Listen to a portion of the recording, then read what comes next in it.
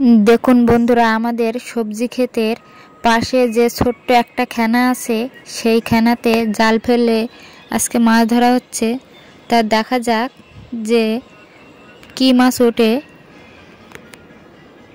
দেখুন বন্ধুরা, মাছ পড়েছে জালে।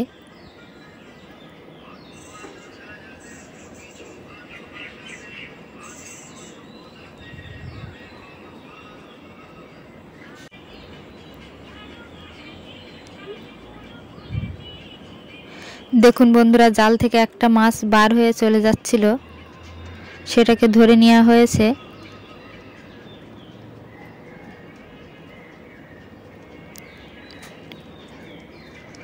আর যে পাঙাশ ট্যাংরাটা, সেটা চলে গিয়েছে জাল থেকে বার হয়ে।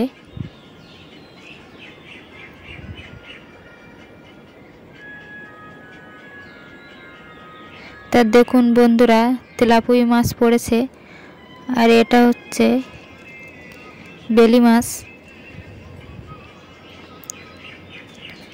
দেখুন আর একটা তেলাপুঁই মাছ হয়েছে।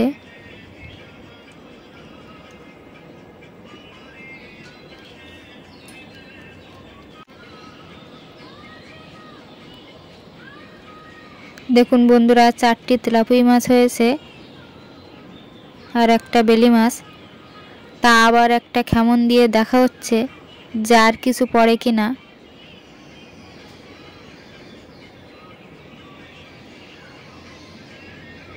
আর বর্ষার সময় এই পুকুরটায় অনেক জল থাকে। এখন শীতের শেষের টাইম, ওই জন্য জল অনেক কমে গেছে। তখন এই পুকুরে অনেক মাছ হয়। তা দেখা যাক, সেই পাঙাশ ট্যাংরাটা আবার পড়েছে। ছোট পুকুর, ওই জন্য ঘুরে ফিরে আবার জালে পড়ে গেছে পাঙাশ ট্যাংরাটা। ছোট সাইজ টেস্টি হবে না, ওই জন্য এটাকে রাখা হবে না, এটাকে জলে ছেড়ে দেওয়া হবে মাছটাকে। দেখুন কত ছোট সাইজ মাছটা।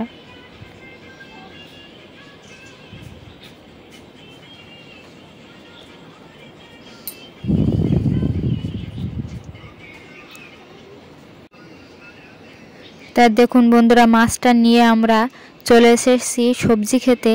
তো সবজি খেতে এসে ওলকপি তুলছে দাদা। তাই এই ওলকপি দিয়ে আর মাছ দিয়ে সুন্দর একটা রেসিপি করে তোমাদের দেখাবো। তো ভিডিওটা প্রথম থেকে শেষ পর্যন্ত দেখতে থাকো।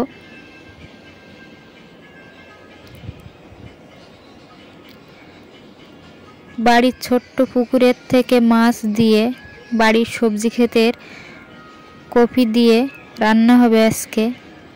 খেতে তো টেস্টি হবে দারুণ। আর এইদিকে আমাদের ভুট্টা গাছে দেখুন ভুট্টা ধরেছে।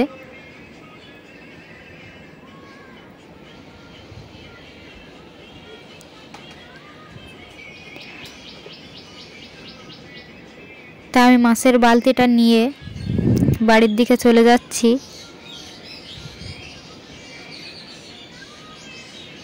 গিয়ে কিভাবে রান্না করি সেটা দেখতে থাকো।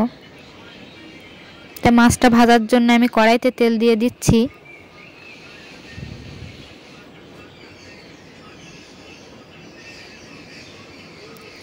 তেলটা সুন্দর করে গরম করে নিয়ে মাছটা একটা একটা করে ছেড়ে দিচ্ছি।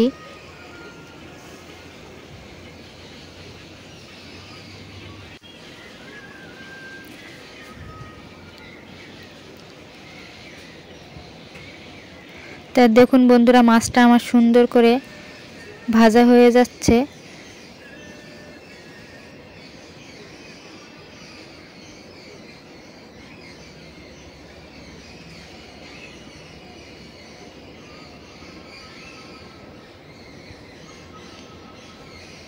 অবশিষ্ট মাছগুলো আমি একটা একটা করে দিয়ে ভেজে নিয়েছি।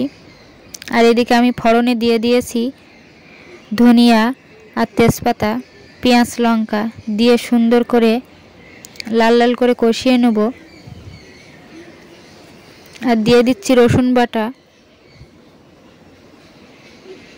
রসুন বাটাটা দিয়ে আমি হালকা করে খুন্তি দিয়ে নেড়ে নিয়েছি।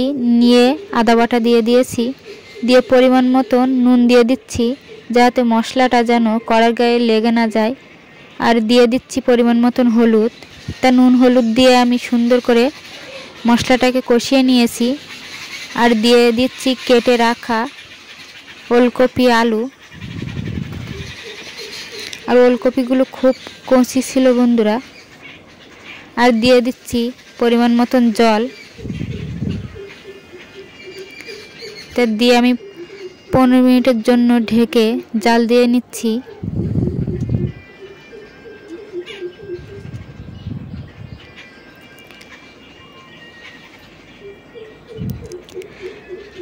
আর তরকারিটা সিদ্ধ হয়ে গেছে।